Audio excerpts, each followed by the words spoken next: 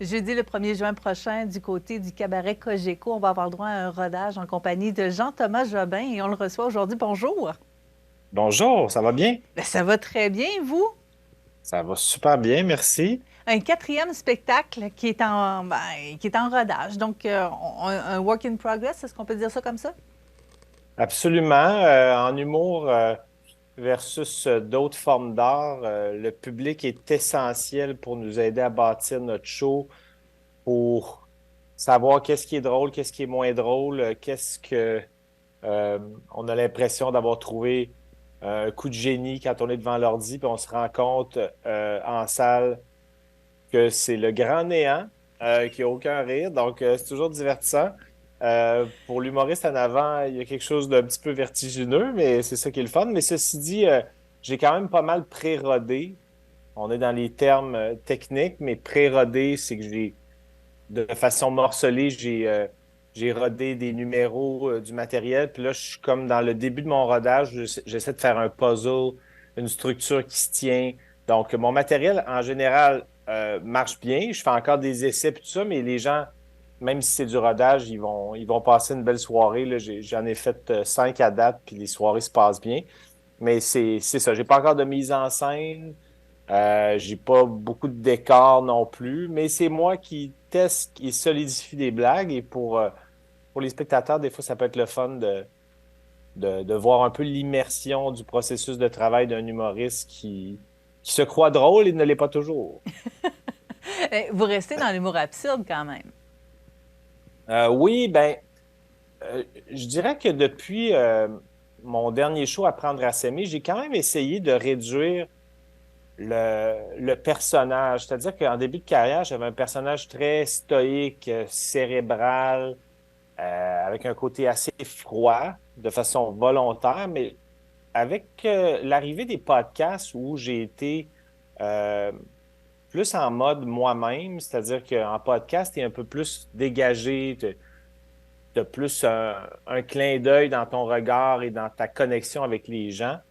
Puis je me suis rendu compte que j'aimais ça de moi, puis je trouvais qu'il y avait une avenue intéressante pour, euh, pour créer des numéros différents où je parle un peu plus de qui je suis, euh, de mon vécu, des anecdotes personnelles, évidemment avec ma loupe absurde parce que ça fait partie de ma personnalité, l'ironie, l'absurdité.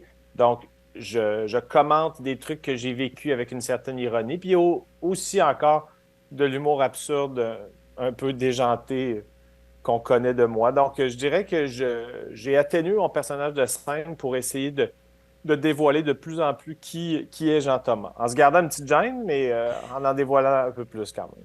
Bien, je pense que déjà, le titre nous dit beaucoup du genre d'humour que vous pouvez nous proposer, là. Ouais, mon show s'appelle 10 strict 31. C'est sûr que c'est pas super clair comme ça. Avec le visuel, c'est un peu plus clair. C'est comme c'est une joke un peu de marketing où j'ai fait un rébut avec le titre de l'émission télé District 31, mais moi, je l'ai découpé 10 strict. Donc, on voit 10 visages stricts, 30 tasses de thé, le chiffre 1. Fait que sur mon affiche, le gag, c'est un peu euh, d'espérer que les fans de District 31 pensent que c'est une version scénique de l'émission Et et qu'ils viennent à solo. mon show.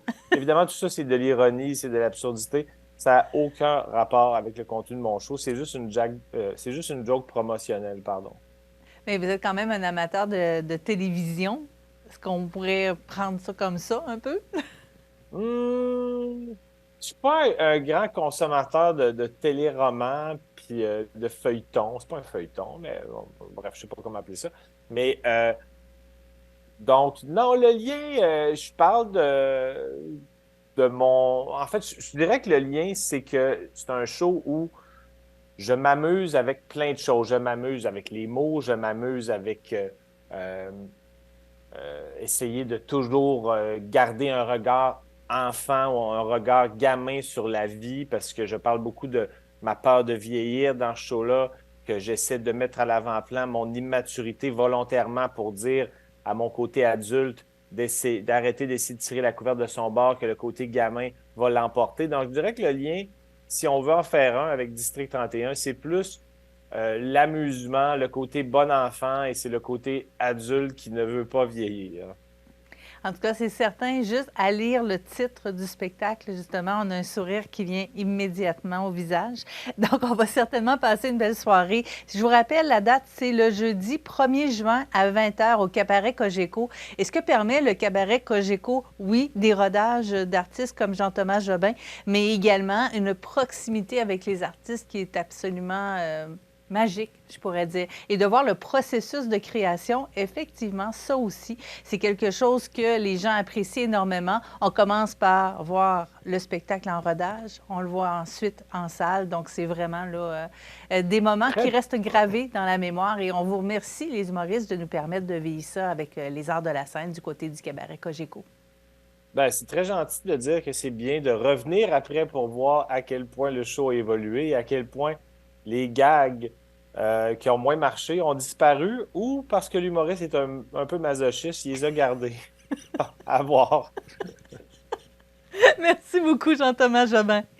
Merci beaucoup de votre temps, c'est gentil, puis au plaisir de se voir bientôt.